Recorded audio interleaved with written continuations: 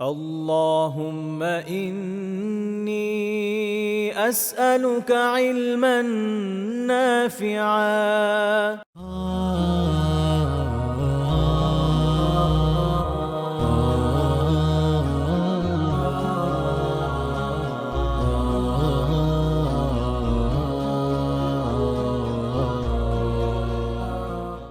আসসালামু আলাইকুম ওয়া রাহমাতুল্লাহি ওয়া বারাকাতুহু।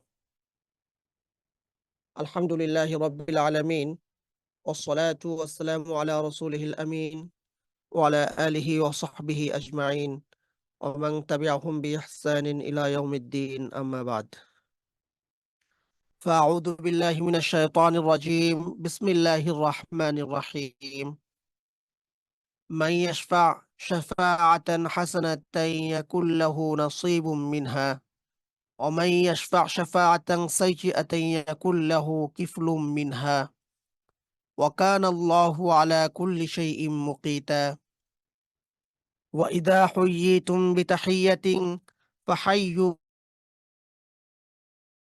إن الله كان على كل شيء حسيبا আল্লাহ সুবহানাহু ওয়া তাআলার বিশেষ মেহেরবানি।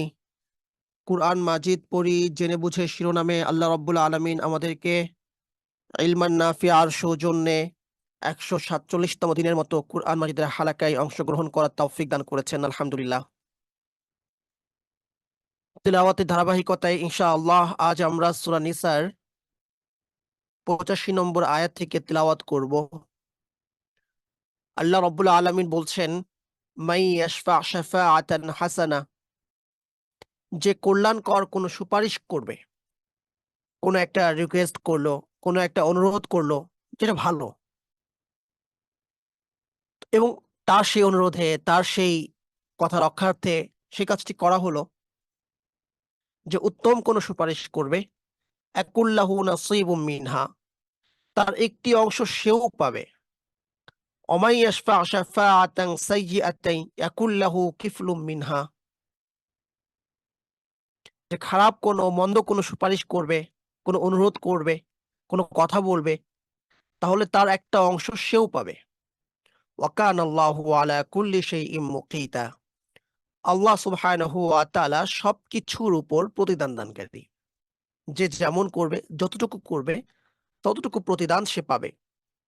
এরকম কয়েকটা হাদিস আছে। একটা হাদিস হচ্ছে রাসূল সাল্লাল্লাহু আলাইহি ওয়াসাল্লাম বলছেন, মান দাল্লা আলা হাসানাতিন ফালাহু আজরুহা ওয়া আজরু মান আমিলা বিহা, মান মান সান্না সুন্নাতান হাসানাতান ফালাহু আজরুহা ওয়া আজরু মান আমিলা বিহা, যে ভালো কোনো কাজের সূচনা করলো, ভালো কোনো কাজ করলো, বা ভালো কোনো পথ বাতলে দিল, একটা হাদিসে দাল্লা এসেছে, বাতলে দিল, করতে বলল, সে অনুযায়ী যত আমল হবে, অথবা সে করেছে তার দেখাদেখি যত আমল হবে, সমস্ত সওয়াব সে পাবে। ওমান দাল্লা আলা সাইয়্যিআ, একইভাবে যে ব্যক্তি কোনো খারাপের দিকে নির্দেশনা দিবে, খারাপের দিকে আহ্বান করবে, খারাপ কোনো পথ বাতলে দিবে, খারাপ কোনো কিছু শিক্ষা দিবে, খারাপ কোনো কিছু করতে সহায়তা করবে, তো তার বোঝা তাকে বহন করতে হবে, এবং যারা সে অনুযায়ী আমল করবে তার বোঝাও তাকে বহন করতে হবে। যে আমল করবে সে পাবে না এমন না, যে আমল করবে সে পাবে না এমন না, কিন্তু আমাকে তারটাও বহন করতে হবে, কারণ আমার দেখানো পথেই সে চলেছে। নেকি হলে সওয়াব পাবো, গুনাহ হলে বদদোয়া পাবো, বা অথবা মানে খারাপ কাজ হলে গুনাহ পাবো।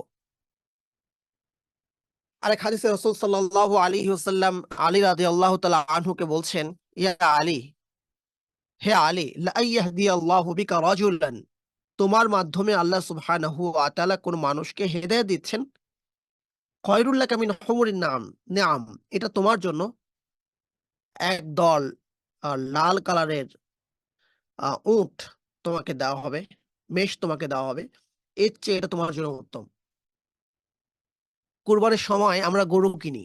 গরু কিনতে গিয়ে আ এখানে কিন্তু কতটুকু মাংস হয়েছে, কি হয়েছে, এটা কিন্তু অনেক সময় লক্ষ্য করা হয় না। অথবা অভিজাত শ্রেণীর যারা, মুত্তাকি না শুধুমাত্র, আমি স লক্ষ্য করছি বা লক্ষ্য করেই বলছি, শুধুমাত্র মুত্তাকি না, অভিজাত শ্রেণীরও যারা আছে তারাও কিন্তু মাংসের দিকে লক্ষ্য করে গরু কেনেন না। তারা কেনেন দেখতে কেমন, কতটুকু সুন্দর, যেহেতু প্রিয় বস্তু। তাকওয়ার প্রসঙ্গে তো আছেই প্রিয় বস্তু কুরবানি করা, সাধ্যের সর্বোচ্চটুকু দিয়ে কুরবানি করা। তাকওয়ার প্রসঙ্গ ছাড়াও যারা স্ট্যাটাস নিয়ে চলে, যারা অভিজাত শ্রেণী যারা আছে, তারাও কিন্তু লক্ষ্য করে যে কোনটা একটু সুন্দর, কোনটা দেখতে একটু চমৎকার। তো লাল কালারের প্রাণীগুলো, নিখুঁত যে প্রাণীগুলো আছে এগুলো দেখতে আহ মনোমুগ্ধকর হয়।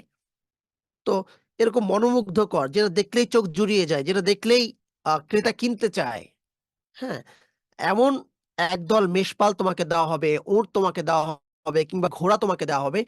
এর চেয়ে তোমার জন্য উত্তম হচ্ছে, হে আলী, তোমার মাধ্যমে একজন মানুষ যদি হেদায়েত প্রাপ্ত হয়। এজন্য খুব সাবধানতা অবলম্বন করা, খুবই সতর্কতা অবলম্বন করা। এমন কোনো কিছু করছি না তো যেটা গুনাহের, আবার সেই গুনাহের ধারা আমি চালু করছি না তো। এটা নেকির কাজে হতে পারে, মানে গুনাহের ক্ষেত্রে, নেকির কাজে তো আলহামদুলিল্লাহ ভালো, গুনাহের কাজের জন্য এমনটা কখনোই না হয়।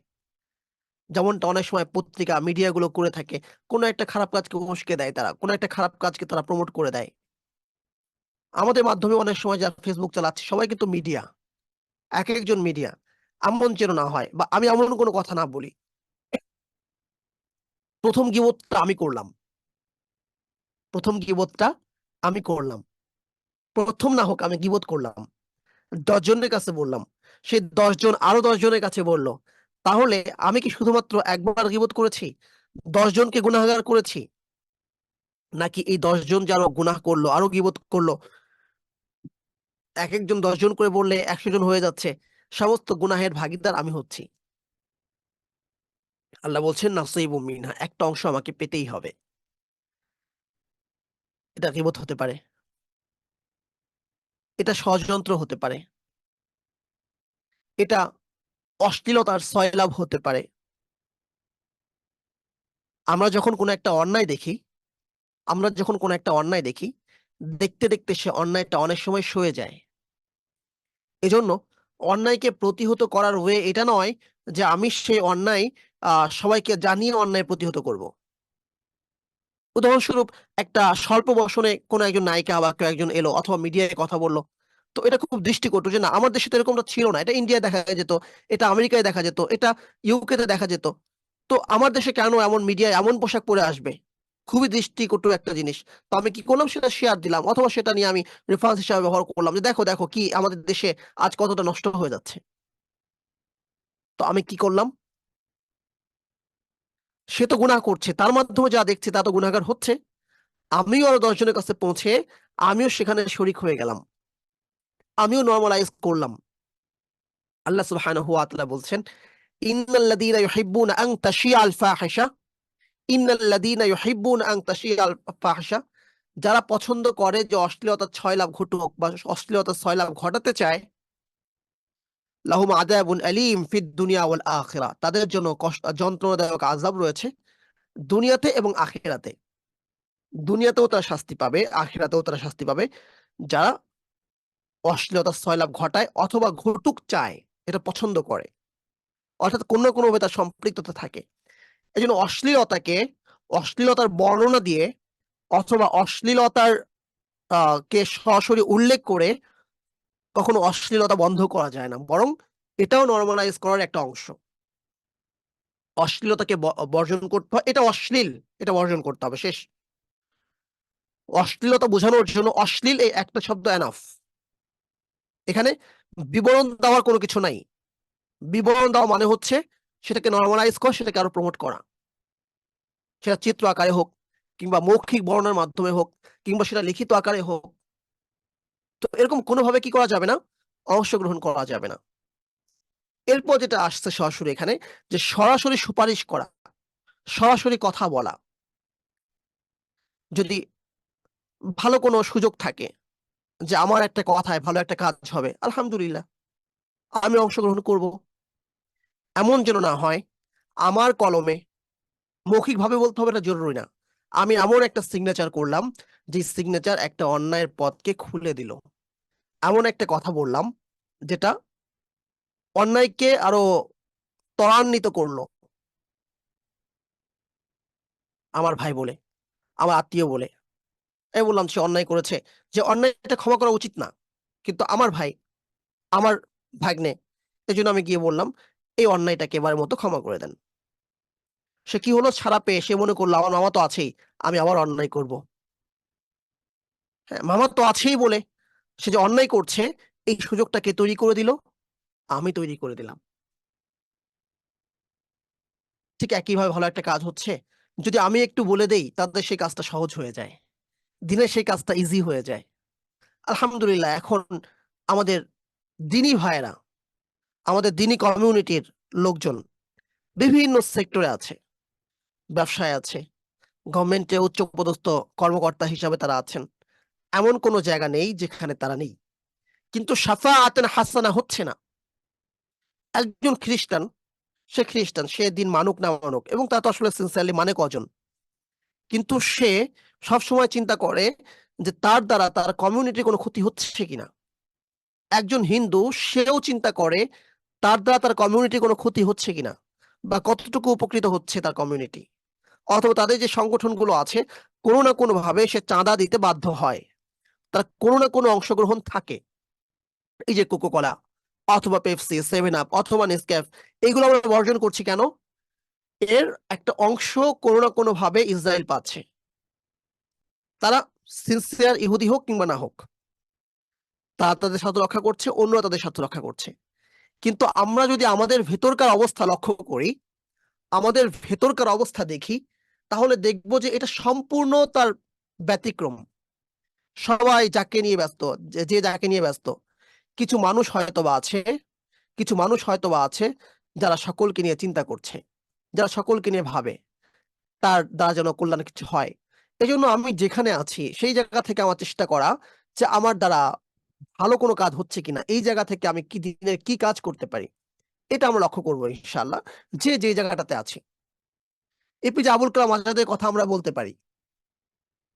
আবুল কালাম আজাদ, আল্লাহ তাকে আহ হিন্দুস্তানের বা ভারতের, ইন্ডিয়ার এক সময় প্রেসিডেন্ট বানিয়েছিলেন। কিন্তু দেখা যায় যে ইন্ডিয়াতে যত বেশি মুসলিম নিধন হয়েছে, যত বেশি মুসলিমদের আহ জুলুম করা হয়েছে, মোদির পরে কিংবা মোদির চেয়ে বেশি হয়েছে আহ আবুল কালাম আজাদের সময়, কিন্তু সে টু শব্দ করে নাই, সে মুসলিমদের স্বার্থ রক্ষার্থে কোনো কাজ করে নাই। এমনটা না হওয়া, আমরা যেন এমন না হই যে নিজের একটা উন্নতির জন্য, নিজের একটি পদোন্নতির জন্য আমি ইসলামকে ভুলে যাচ্ছি, আমি আমার কমিউনিটিকে ভুলে যাচ্ছি, আমি আমার দিনকে ভুলে যাচ্ছি। এমনটা যেন না হয়। আমাদের অনেক ভাই আছেন যারা তাদের জায়গা থেকে যদি কমিউনিটি বেসড কাজ করেন, অনেক কিছু করতে পারবেন, অনেক কিছু করা সম্ভব। কিন্তু কিছু ক্ষেত্রে হতে পারে তাদেরকে নির্দেশনা দেওয়া, কিছু ক্ষেত্রে হতে পারে তারা যারা আছেন আরো বড় একটা কমিউনিটি গড়া, শুধু শাফাআত হাসানা, আমার কল্যাণ করা একটা কথা, আমার কল্যাণ কর একটা বিষয়। সকলের ঘরে ঘরে দাওয়াত পৌঁছে দেওয়া সম্ভব নয়, কিন্তু আমি যদি চিন্তা করি, আমি যদি চিন্তা করি এই ভালো কথাটা আমি আমার চারপাশে পৌঁছে দেব, আমি আমার নিজের পরিবারে পৌঁছে দেব, আমি আমার অফিসে পৌঁছে দেব, তাহলে কিন্তু ইজি, তাহলে ব্যাপারটা ইজি হয়ে যায়। তো আল্লাহ সুবহানাহু ওয়া তাআলা বলছেন মাইয়াশফা শাফাআতান হাসানাতান ইয়াকুল লাহু নাসীবুম মিনহা, যে কল্যাণকর কোনো কিছু সুপারিশ করলো, কথা বললো, তার একটা অংশ সে পাবে। অমাইয়াশফা শাফাআতান সাইয়্যাতান, যে অকল্যাণকর কোনো রিকোয়েস্ট করলো, কোনো অনুরোধ করলো, সুপারিশ করলো, তার অংশও সে পাবে। ওয়া কানা আল্লাহু আলা কুল্লি শাইইন মুকিতা, আল্লাহ সকলকে তার তার নিজ নিজ অবস্থা অনুযায়ী, বিষয় অনুযায়ী প্রতিদান আল্লাহ সুবহানাহু ওয়া তাআলা দিবেন। এরপর আল্লাহ রাব্বুল আলামিন বলছেন ওয়া ইদা হুয়িতুম বিতাহিয়্যা, ওয়াইদা হুইয়িতুম বিতাহিয়্যা, যখন তোমাদের কাউকে সম্ভাষণ করা হয়, সালাম দেওয়া হয়, ফাহাইয়ু বিআহসানা মিনহা, তখন তোমরা এর চেয়ে উত্তম সম্ভাষণ জানাও, আও রুদ্দুহা, কিংবা ফিরিয়ে দাও। সালাম দেওয়া সুন্নাহ, কিন্তু সালাম দেওয়া হলে সালামের উত্তর নেওয়া ওয়াজিব। সালাম দেওয়া সুন্নাহ, সালাম দেওয়া হলে সালামের উত্তর নেওয়াটা ওয়াজিব। আল্লাহ বলছেন যখন সম্ভাষণ করা হয় তোমরা তার চেয়ে উত্তমটাকে ফিরিয়ে দাও, অন্তত উত্তম সম্ভাষণ জানাও, অন্তত অতটুকু ফিরিয়ে দাও যতটুকু সে বলেছে। সালমান আল ফারসি রাদিয়াল্লাহু তাআলা আনহু বর্ণনা করছেন, এক ব্যক্তি রাসূল সাল্লাল্লাহু আলাইহি ওয়াসাল্লামের কাছে এলেন, এসে সালাম দিলেন, আসসালামু আলাইকা ইয়া রাসূলুল্লাহ, ইয়া রাসূলুল্লাহ আপনাকে সালাম। রাসূল সাল্লাল্লাহু আলাইহি ওয়াসাল্লাম বললেন, ওয়া আলাইকাস সালাম ওয়া রাহমাতুল্লাহ, তোমার উপর সালাম এবং আল্লাহর রহমত। তো আরেক ব্যক্তি বললেন এটা শুনে, আসসালামু আলাইকা ইয়া রাসূলুল্লাহ ওয়া রাহমাতুল্লাহ, ইয়া রাসূলুল্লাহ আপনাকে সালাম এবং আপনার প্রতি আল্লাহর রহমত। রাসূল সাল্লাল্লাহু আলাইহি ওয়াসাল্লাম বললেন, ওয়া আলাইকাস সালাম ওয়া রাহমাতুল্লাহ ওয়া বারাকাতুহু। তো রাসূল সাল্লাল্লাহু আলাইহি ওয়াসাল্লাম ওয়া বারাকাতুহু পর্যন্ত বললেন। এটা শুনে আরেকজন বললেন, আসসালামু আলাইকা ইয়া রাসূলুল্লাহ ওয়া রাহমাতুল্লাহ ওয়া বারাকাতুহু। সে বারাকাতু পর্যন্ত বললেন। রাসূল সাল্লাল্লাহু আলাইহি ওয়াসাল্লাম বললেন, ওয়া আলাইক, তোমারও উপর। তখন সেই সাহাবী বললেন, ইয়া রাসূলুল্লাহ, একজন আসসালামু আলাইকা বলল, আপনি বেশি যুক্ত করে রাহমাতুল্লাহ বললেন। আর একজন রাহমাতুল্লাহ পর্যন্ত বলল, আপনি বেশি যুক্ত করে ওয়া বারাকাতু বললেন। আর আমি আসসালামু আলাইকা ওয়া রাহমাতুল্লাহ ওয়া বারাকাতু পুরোটাই বললাম, আপনি বললেন শুধু আলাইকা। বিষয়টা তো বুঝলাম না। তো রাসূল সাল্লাল্লাহু আলাইহি ওয়াসাল্লাম বললেন, তুমি তো পুরোটাই বলে দিয়েছো, কিছুই তো আমার জন্য আর বাকি রাখো নাই। ওয়ালাইকা তোমার উপর মানে কি? মানে ওয়ালাইকা আসসালাম ওয়া রাহমাতুল্লাহ ওয়া বারাকাতুহু। এই হাদিস দ্বারা দুটো বিষয় প্রমাণিত হয়। সালামের পূর্ণাঙ্গতা বা সর্বোচ্চ সালাম হচ্ছে ওয়া বারাকাতু পর্যন্ত। আমরা অনেক সময় ফাজলামি করি, দুষ্টুমি করি। কারো কারো বলতে শোনা যায় এমন কথা, আসসালামু আলাইকুম ওয়া রাহমাতুল্লাহি ওয়া বারাকাতুহু ওয়া মাগফিরাতুহু ওয়া জান্নাতুহু, এরকম অনেক কিছু বলে অনেকে। এটা সালামের সঙ্গে দুষ্টুমি। এ ধরনের দুষ্টুমি করা যাবে না। এটা একটা ইবাদত। ইবাদত নিয়ে কখনো দুষ্টুমি না করা, এটা ফিসক, এটা পাপাচার, এবং কনসিয়াসলি করলে এটা কুফরি, নাউজুবিল্লাহ। কিন্তু দুষ্টুমি করা যাবে না ইবাদত নিয়ে। সুতরাং পূর্ণাঙ্গ সালাম হচ্ছে আসসালামু আলাইকুম ওয়া রাহমাতুল্লাহ ওয়া বারাকাতুহু। উত্তর, যদি আসসালামু আলাইকুম বলে কেউ, ওয়া রাহমাতুল্লাহ পর্যন্ত বলা উত্তম, অন্তত ওয়ালাইকুম আসসালাম বলা। কেউ যদি ওয়ালাইকুম আসসালাম ওয়া রাহমাতুল্লাহ বলে, তার উত্তরে ওয়ালাইকুম আসসালাম ওয়া রাহমাতুল্লাহ পর্যন্ত বলতেই হবে, পারলে ওয়া বারাকাতুহু বলা, অন্তত ওয়া রাহমাতুল্লাহ পর্যন্ত বলা। অর্থাৎ সে যতটুকু বলেছে ততটুকু উত্তর ফেরত দিতেই হবে। কেউ যদি বলে আসসালামু আলাইকুম ওয়া রাহমাতুল্লাহি ওয়া বারাকাতুহু, তার উত্তরে পুরোটাই বলতে হবে ওয়া আলাইকুম আসসালাম ওয়া রাহমাতুল্লাহি ওয়া বারাকাতুহু। কিন্তু আর বাড়ানোর সুযোগ নাই, যেহেতু সালাম এতটুকুই। আশা করি আমাদের কাছে ব্যাপারটা স্পষ্ট হয়েছে। সুতরাং সালাম দেওয়াটা ওয়াজিব নয়, সালামের উত্তর দেওয়াটা ওয়াজিব। কেউ সালাম দেয়নি সেজন্য দোষারোপ করা যাবে না, সালামের উত্তর না দিলে দোষারোপ করা যাবে। এজন্য আমাকেও লক্ষ্য রাখা যে আমি যখন সালাম দিচ্ছি, অপর ব্যক্তি তখন সালাম গ্রহণের অবস্থায় আছে কিনা, নাকি সে অন্য কোনো বিষয়ে প্রেশান, অন্য কোনো বিষয়ে সে অত্যন্ত মনোযোগী, এই বিষয়গুলো লক্ষ্য রাখা। যদি দেখা যায় যে না, সে আনকনসিয়াস ইসলামে উত্তর দেয়নি, প্রয়োজনে আর একটু জোরে দেওয়া যেতে পারে, বা তাকে বলা যেতে পারে যে আমি আপনাকে সালাম দিয়েছি, বলা যেতে পারে। আবার কেউ যখন সালামের উত্তর নিচ্ছে না, সালামের উত্তর নিচ্ছে না বলেই তাকে দোষারোপ না করা। হতে পারে আপনি তাকে সালাম দিয়েছেন, সে অন্য কিছু চিন্তা করছে, সে অন্য কিছু ভাবছে, হয়তোবা সে খেয়ালই করেনি আপনি তাকে সালাম দিয়েছেন। উনি যদি না বোঝেন, অনুধাবন করতে না পারেন বা রিসিভ করতে না পারেন, তাহলে তো তিনি গুনাহগার হবেন না। সুতরাং কাউকে সালাম দিলাম, সে সালামের উত্তর নিল না, এতটুকু দ্বারাও আমরা কারো উপর খারাপ ধারণা করব না। আর গুরুত্বপূর্ণ বিষয় হচ্ছে আমরা সালামের অধিক প্রচলন ঘটাবো। রাসূল সাল্লাল্লাহু আলাইহি ওয়াসাল্লাম বলছেন, আহ তোমরা কিছুতেই জান্নাতে প্রবেশ করতে পারবে না হাত্তা তুমিনু, যতক্ষণ না তোমরা ঈমান আনো। ওয়ালান তুমিনু হাত্তা তাহাব্বু, এবং তোমরা কিছুতেই মুমিন হবে না যতক্ষণ না তোমরা পরস্পরে একে অপরকে ভালোবাসো। খুবই গুরুত্বপূর্ণ পয়েন্ট। তোমরা কিছুতেই জান্নাতে প্রবেশ করতে পারবে না, লান তাদখুলুল জান্নাতা হাত্তা তুমিনু, যতক্ষণ না তোমরা ঈমান আনো। এবং তোমরা কিছুতেই ঈমান আনবে না হাত্তা তাহাব্বু, যতক্ষণ না তোমরা একে অপরকে ভালোবাসো। যতক্ষণ না তোমরা একে অপরকে ভালোবাসো।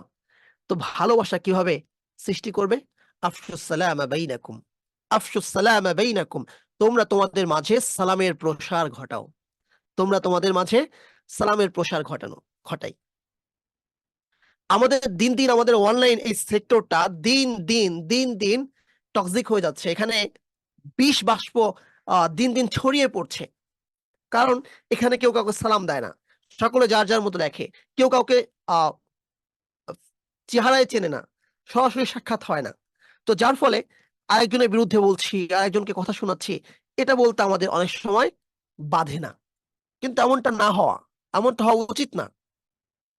ফেসবুক ছিল আমাদের কমিউনিকেশনকে, আমাদের যোগাযোগ ব্যবস্থাকে সহজ করার জন্য, বা যে সেন্সে তারা এনেছে, এটা তো আমাদের মুসলিমদের কোনো আবিষ্কার না। যে সেন্সে তারা এনেছে, একে অপরের সঙ্গে পরিচয় হয়, সেই পরিচয়ের সুবাদে একে অপর দূরে চলে যায়, বিভিন্ন জায়গায় চলে যায়। তার উপর ভিত্তি করে যদি একটা মিডিয়া থাকে যেখানে তারা একে অপরের সঙ্গে যুক্ত থাকতে পারবে, অন্তত একে অপরের স্টোরি অথবা একে অপরের ঘটনা বা কিছু কথা শুনতে পাবে, সেখানে কমেন্ট করতে পারলো, তো আলাদা করে আর যোগাযোগের প্রয়োজন হয় না। সেই অফলাইনের পরিচিতিটাকেই আরো মজবুত করা, সুসংহত করা। কিন্তু আমরা কি হয়েছি, আমাদের অবস্থা হয়েছে হলো এমন, আমরা এত বেশি অনলাইন এডিক্টেড হয়ে গিয়েছি, যারা পরিচিত শুধুমাত্র তাদের সাথে যে অনলাইনে যুক্ত থাকছে এমন না, বরং পরিচিত বলয়ের বাইরে আমরা নতুন করে একটা বলয় সৃষ্টি করছি অনলাইনে।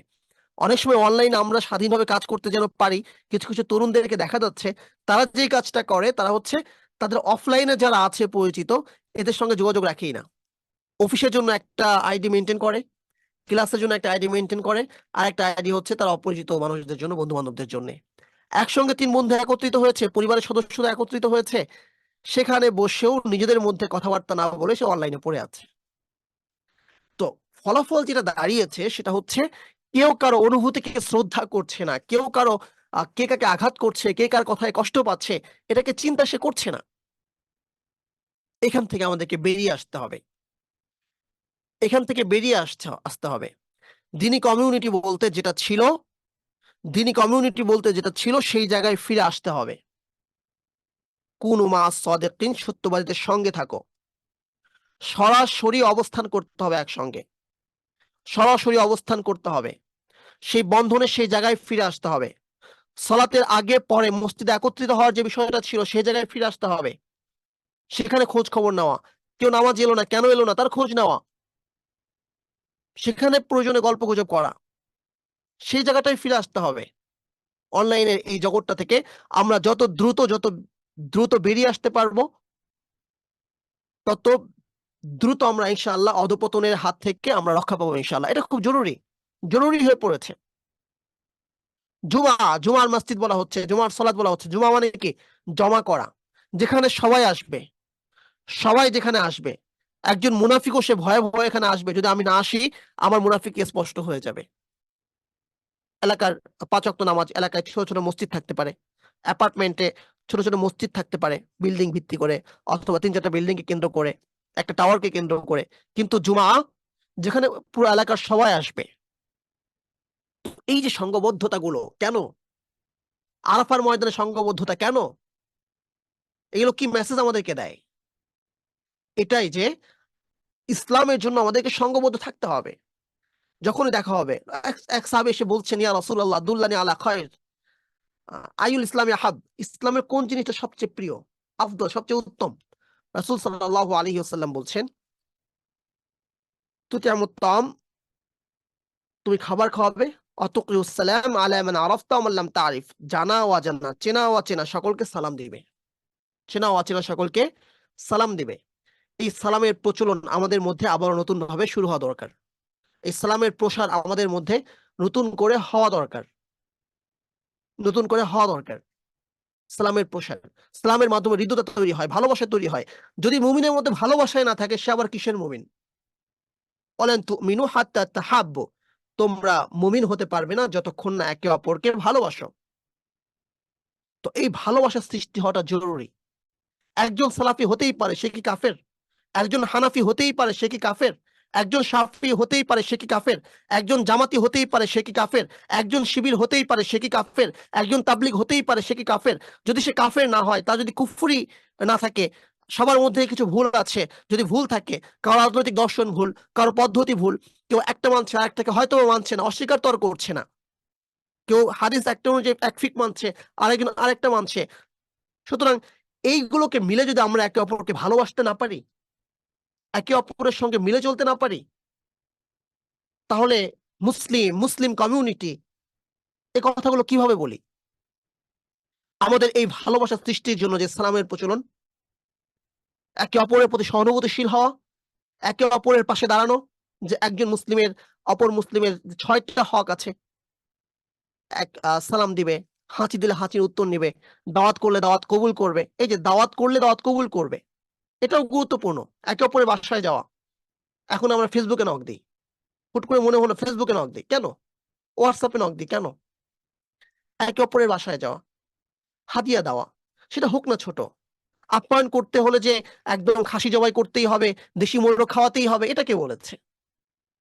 আমরা ছোটবেলায় দেখেছি, গ্রামে গিয়েছি, বেড়াতে গিয়েছি, উঠানে বসতে দিয়েছে, মুড়ি দিয়েছে আর ঝোলা গুড় দিয়েছে খেতে। সেই ঝোলা গুড়ের কথা এখনো মনে আছে, সেই ছোটবেলার কথা। একজন মুমিন অপর মুমিনের প্রতি সে এতটুকু আন্তরিক থাকবে, এই আন্তরিকতাই সবচেয়ে বড় অ্যাসেট হবে। সাহাবা কেরামের যতগুলো গুণ ছিল, সেই গুণগুলোর মধ্যে একটা গুণ হচ্ছে তারা অকৃত্রিম ছিলেন। তাদের মধ্যে কৃত্রিমতা ছিল না, অকৃত্রিম ছিলেন তারা, কোনো কৃত্রিমতা ছিল না। তাদের যতটুকু সামর্থ্য ছিল ততটুকুই। সামর্থ্যের মধ্যে যদি আমরা থাকি, তাহলে কিন্তু কোনো বার্ডেন তৈরি হয় না আলাদা করে, এবং সেক্ষেত্রে এই ঝামেলা ফর্মালিটি আসে না। আর যখন ফর্মালিটি আসবে না, অকৃত্রিম ভদ্রতা থাকবে, সেখানে ঝামেলা হবে না। মেহমান এসেছে, ঠিক আছে, আমার যতটুকু সামর্থ্য আছে, ঘরে যা আছে, চানাচুর আছে, সে চানাচুরই দিই। আর কোনো উপায় নাই, শুধু চা বানানোর উপকরণ আছে, চাটাই বানিয়ে দিই। এটা করতে হবে, ওটা করতেই হবে। সে তো এসেছেই ভালোবাসে বলে, সুতরাং আমি যেন তাকে সে সময়টুকু দিয়ে ভালোবাসি। সেজন্য আমার এতটুকু আন্তরিকতা থাকে যেন সে বোঝে যে সে আমার সামনে, ঠিক আছে, ডিম দিয়েছে, সে আমার সামনে ডিম দিয়েছে, কিন্তু যদি তার সামর্থ্য থাকতো, তাহলে সেই ডিমের পরিবর্তে সে তার কলিজা ভুনা করে আমার সামনে দিত। দিয়েছে ডিম ভুনা অথবা ডিম ভাজি, কিন্তু মেহমান যেন বোঝেন, যদি তার সামর্থ্য থাকতো, তাহলে সে যেন কলিজাটা ভুনা করে আমাকে দিত। যেটা বলা উদ্দেশ্য, এই যে একে অপরকে দাওয়াত দেওয়া, দাওয়াত কবুল করা, জানাজায় শরিক হওয়া। একজন মানুষ মারা গেল, দিনী ভাই মারা গেল, খবর পেয়েছি অমুক মারা গিয়েছে, ফেসবুকে কমেন্ট লিখে দিলাম ইন্না লিল্লাহি ওয়া ইন্না ইলাইহি রাজিউন। সেই দায়িত্ব, এতটুকুই দায়িত্ব। একজন এলাকার চেয়ারম্যান, একজন মেম্বার, একজন চেয়ারম্যানের কথাই বলি, সে যতগুলো জানা যায়, দুঃখজনক ব্যাপার আমি বলছি, একজন এলাকার চেয়ারম্যান যতগুলো জানাজা পড়ে, অজু করে পড়ুক আর অজু ছাড়া পড়ুক, সে অজু করে পড়ুক কিংবা অজু ছাড়া পড়ুক, যতগুলো জানাজা সে পড়ে, একজন ইমাম ততগুলো জানাজা পড়ায়ও না। দিনী ভাইদের কথা তো বাদই দিলাম, কারণ আমরা মনে করছি ফেসবুকে ইন্না লিল্লাহ বলে দিলাম, আমার দায়িত্ব আদায় হয়ে গিয়েছে। না, সে চেয়ারম্যান, সে কেন যাচ্ছে? কারণ তাদের সমর্থন দরকার, তাদের বিপদে পাশে দাঁড়াচ্ছে, তাকে ভোট দিবে, অথবা ভোট দিয়েছে, আবার ভোট তার লাগবে, আবার তার সমর্থন লাগবে, সেজন্য সে তার জানাজায় যাচ্ছে। কিন্তু আমাদের মধ্যে কি কোনো সম্পর্ক নাই? ভ্রাতৃত্বের কোনো সম্পর্ক নাই? ইন্নামাল মুমিনুনা ইখওয়া, মুমিনরা তো পরস্পর ভাই। কোরআনের এই আয়াতটা কি আমরা পড়ি নাই? এই আয়াতটা কি আমরা শুনি নাই? আল মুমিনু আখুল মুমিন, রাসূল সাল্লাল্লাহু আলাইহি ওয়াসাল্লামের হাদিসটাকে আমরা জানি নাই যে মুমিন মুমিনের ভাই? আমরা কি জানি নাই? তাহলে কেন আমি জানাজায় যাচ্ছি না? কেন আমি তার দাফন কাফনে শরীক হচ্ছি না? এই ব্যাপারগুলোতে আমাদেরকে সতর্ক হতে হবে। যে জায়গাটাতে আমরা ছিলাম, সেই জায়গাটা আমাদেরকে আবারও ফিরে আসতে হবে। যখন আমরা সালাম দিব, একে অপরের সঙ্গে পরিচিত হব, তখন দেখবো যে সে সালাফি হোক, হানাফি হোক, অথবা আমার মতের বিরোধী হোক, অথবা সে গুরুতর কোনো অন্যায়, কোনো ভুল কথা বলেছে, সেটাকেও আমি যখন আমার যুক্তি দিয়ে, আমার দলিল দিয়ে আমি সেটাকে রদ করব, সেখানেও অপর ভাইয়ের প্রতি একটা শ্রদ্ধা থাকবে, একটা অনুভূতি থাকবে, একটা সম্মান, যেন তার সম্মান কোনোভাবে ক্ষুণ্ণ না হয়। কিন্তু এটা কেন হচ্ছে? কারণ আমি তাকে বুঝতে চেষ্টা করছি না, আমি তার অনুভূতিকে আমি স্পর্শ করতে পারছি না। তো রাসূল সাল্লাল্লাহু আলাইহি ওয়াসাল্লাম বলছেন, আফশুস সালাম বাইনাকুম, এটা একটা ওয়ে, তোমাদের মাঝে সালামের প্রসার ঘটাও। ওয়াইদা হুইয়িতুম বিতাহিয়্যা, যখন তোমাদেরকে সম্ভাষণ করা হয়, ফাহাইয়্যু বিআহসানা মিনহা, তখন তোমরা এর চেয়ে উত্তম সম্ভাষণ জানাও, আও রুদ্দুহা, কিংবা অতটুকু ফিরিয়ে দাও। ইন্নাল্লাহা কানা আলা কুল্লি শাইইন হাসিবা, ফিরিয়ে দিলে না, তার হক আদায় করলে না, মনে রেখো এখানে শেষ না। সালাম দিয়েছে, সালামই তো, টাকা তো আর দেয় না যে টাকা ফেরত দিতে হবে, সালামই তো। আল্লাহ বলছেন, নিশ্চয়ই আল্লাহ সুবহানাহু ওয়া তাআলা সবকিছু হিসাব রাখেন। ইন্নাল্লাহা আলা কুল্লি শাইইন হাসিবা, নিশ্চয়ই আল্লাহ সুবহানাহু ওয়া তাআলা সবকিছু হিসাব রাখেন। আল্লাহু লা ইলাহা ইল্লাহু, আল্লাহু লা ইলাহা ইল্লাহু, আল্লাহ, তিনি ছাড়া কোনো ইলাহ নেই। লা ইয়াজমাআন্নাকুম ইলা ইয়াউমিল কিয়ামাতি লা রাইবা ফি, অবশ্যই তিনি তোমাদেরকে কিয়ামতের দিন সমবেত করবেন, যে দিনের ব্যাপারে কোনো সন্দেহ নেই। ওমান আসদাকু মিনাল্লাহি হাদিসা, ওয়ামান আসদাকু মিনাল্লাহি হাদিসা, আল্লাহর কথা থেকে আর অধিক সত্য কথা কার হতে পারে? কথার বিবেচনায় আল্লাহর চেয়ে অধিক সত্যবাদী আর কে হতে পারে? দেখুন, কিয়ামতের কথা আল্লাহ বলছেন, সেটা বলতে গিয়ে প্রথমেই বলে নিচ্ছেন, আল্লাহ ছাড়া কোনো ইলাহ নাই, একক অদ্বিতীয় অনন্য যে ইলাহ, সেই ইলাহ বলছেন, কি বলছেন? অবশ্যই লা, লা এটা তাকিদের জন্য, দৃঢ়তা প্রদানের জন্য এই অব্যয়টি ব্যবহৃত হয়। লা লাস্টে লাজমা আন্না, এটা তাসদিদ সাদ্দা, এটাও সে দৃঢ়তার অর্থ দেওয়ার জন্য ব্যবহৃত হয়। অবশ্যই এবং অবশ্যই দুটা, লা আসছে পরে তাসদিদ এসেছে, ক্রিয়ার পরে তাসদিদ এসেছে, মানে অবশ্যই এবং অবশ্যই। প্রথমে বলছেন আল্লাহ ছাড়া কোনো ইলাহ নেই, তিনি বলছেন প্রথম দৃঢ়তার অর্থ। দ্বিতীয় অবশ্যই এবং অবশ্যই তিনি তোমাদেরকে সমবেত করবেন কিয়ামতের দিনের ব্যাপারে, কিয়ামতে। এরপর আবার বলছেন এ ব্যাপারে কোনো সন্দেহ নাই, আবার দৃঢ়তা দিচ্ছেন কোনো সন্দেহ নাই। এরপরেও আমরা কেন সেই কিয়ামতকে ভুলে যাই? দুনিয়ার বিচার থেকে, দুনিয়ার শাসন থেকে পুলিশকে এতটুকু ভয় পায়, আদালতে দাঁড়াতে এতটুকু ভয় পায়, দুনিয়ার আইনকে এতটুকু ভয় পায়, তাহলে কেন সেই কিয়ামতের সামনে আমাকে দাঁড়াতে হবে? তো প্রতিটা কথা আমি চিন্তা করে বলছি না, প্রতিটা কথা, সেটা ভালো হোক কিংবা খারাপ, ফেরেশতা লিখছেন, সেটা লিখে রাখা হচ্ছে, একদম লিখে রাখা হচ্ছে, কোনো কিছু ছেড়ে দেওয়া হচ্ছে না। তাহলে কথা বলার ক্ষেত্রে আমি কেন সতর্ক হই না? এক সাহাবী জিজ্ঞাসা করছেন, কাউকে তার জিহ্বার কারণেও কি জাহান্নামে নিক্ষেপ করা হবে? রাসূল সাল্লাল্লাহু আলাইহি ওয়াসাল্লাম বলছেন, এই জিহ্বার কারণেই তো মানুষ বেশি জাহান্নামে যাবে। আরেক হাদিসে বলছেন যে দুটি ব্যাপারে জিম্মাদারি, দুটি আ অঙ্গের ব্যাপারে আমাকে নিশ্চয়তা দিবে, বা দুটি অঙ্গের ব্যাপারে যত্নশীল হবে, আমি তাকে জান্নাতের সুসংবাদ দিচ্ছি। এক হচ্ছে জিহ্বা, আরেক হচ্ছে লজ্জাস্থান। তো জিহ্বা এত সিলি বিষয় না। এরপরও কিয়ামতের দিন আমাকে দাঁড়াতে হবে, প্রতিটা কথার হিসাব হবে। তারপরেও এত লাগামহীন কথা কিভাবে বলি? একজন ভাই সম্পর্কে একটা কথা বলল, অপর পক্ষের কথা না শুনে আমি কি করি? একটা ফায়সালা দিয়ে দিই, জাজমেন্টাল অ্যাটিটিউড করি। কেন? একজন একটা কিছু লিখলো, আমি একটা কথা বলে ফেলছি, আপনার মতো ব্যক্তি যেহেতু বলেছে তার মানে এটা সত্য। সে তো আর ফেরেশতা নয়, সেও তো তার দৃষ্টিভঙ্গি থেকে লিখেছে, একদিক শুনে লিখেছে, অথবা সে তার পয়েন্ট থেকে লিখেছে। অপর ব্যক্তির কথা না শুনে এই যে আমি একটা সিদ্ধান্ত গ্রহণ করলাম, আরেকজনের ব্যাপারে আমি একটা সিদ্ধান্ত জানালাম, এইজন্য কি আল্লাহ সুবহানাহু ওয়া তাআলার কাছে আমাকে জবাবদিহি করতে হবে না? কোরআন সম্পর্কে ঘটনা আছে, এক ব্যক্তির ৯৯টা ছিল, মেষ ছিল, আরেকজনের একটা ছিল, ২ ভাই। তো নবীর কাছে এসে বলছেন, আইয়ুব আলাইহিস সালামের কাছে এসে বলছেন যে আমার ভাই ৯৯টা উট আছে, সে চাচ্ছে যে আমার উটটা তার সঙ্গে যুক্ত করে দেই। যে আমার একটা উট আমি কেন আলাদা করে ঝামেলা নিব? তো এই কথা শুনে নবী বলে উঠলেন যে, "সে তো তোমার উপর জুলুম করেছে। এই উটটা তোমার মেষটা চেয়ে সে তোমার উপর জুলুম করেছে। লাকাদ যালামাকা বিসওয়ারি নাজাতিকা ইলা নিআজি।" আর যারা এই যে শরিকানায় কাজ করে এরা অনেকেই জুলুম করে।